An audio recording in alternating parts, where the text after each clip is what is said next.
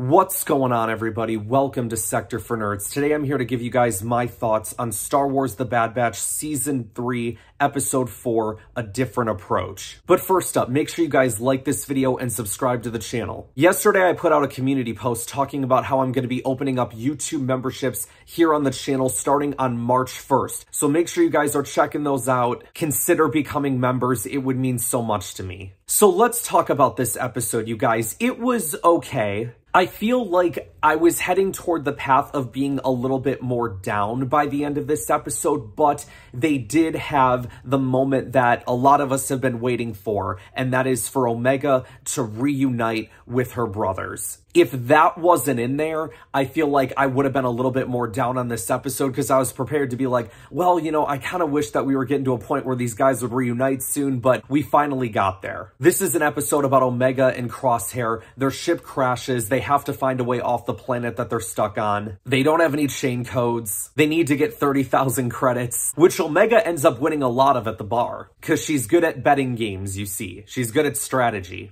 I actually thought that this was going to be like the episode where Fenx Shan shows up again and maybe she helps them out. Didn't pan out that way. Unfortunately, she kind of catches the attention of an Imperial, which I think is interesting because I remember in Season 1, when we first find out that she's really good at these betting games, Hunter got really mad because she's like, do you realize the attention that you're drawing to yourself? This is exactly what Hunter warned her about. One thing I did appreciate about this episode is continuing to show like how compassionate of a person Omega is and how much she cares about others. Like, you see her at the beginning of the episode like, I need to extract the coordinates for where we were so we can lead a path back to Tantus so we can rescue everybody. And Crosshair's like, no, we got to get going. They're going to be searching for us. And then later on, Omega says, I want to be able to find my pet, my new pet in Batcher. And Crosshair's like, no, leave it. We got to go. And Omega just straight up gives her the credits. Is like, all right, you know what? If you want to get off world, fine. You go and do it. I'll find my own way. And proving that Crosshair does care, he does help her. That Imperial officer, though, he was pretty good. He was pretty intelligent because he knew that they were going to come back for that pet. So, you know, they set up a trap. But eventually they make it out. They have several Easter eggs to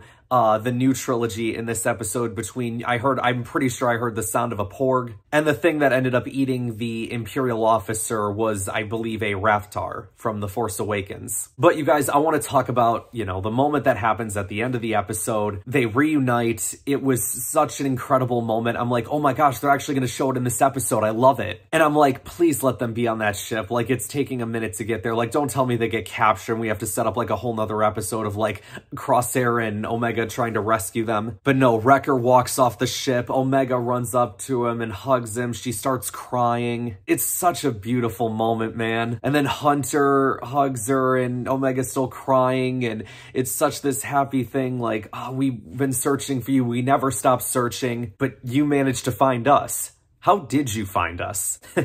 And Omega says, I had help. And they turn towards the ship, and there stands Brother Crosshair. But crucially, Crosshair doesn't have the same reunion as Omega does. The episode ends with this, like, intense stare down. Tensions are still high between these guys, and I like that, because I think that's going to play a big part in next week's episode. What's next week's episode called? The Return? It could be about the three of them having to figure out how to be a team again. You know what I'm saying? Maybe not like physically, because they know all the plans and stuff. We see this in the finale of Season 1 where they have to work together. Like, they can do it. But the last time that these guys were together, it was a lot of tension. So it'll be curious to see what this means going forward for them. I'm also glad that they didn't go to Pabu, like, because Crosshair knew that they were being tracked. So I'm like, well, wait, okay, this remote location, it better not be Pabu, because otherwise the Empire's going to track you there. Thankfully, that's not where they went.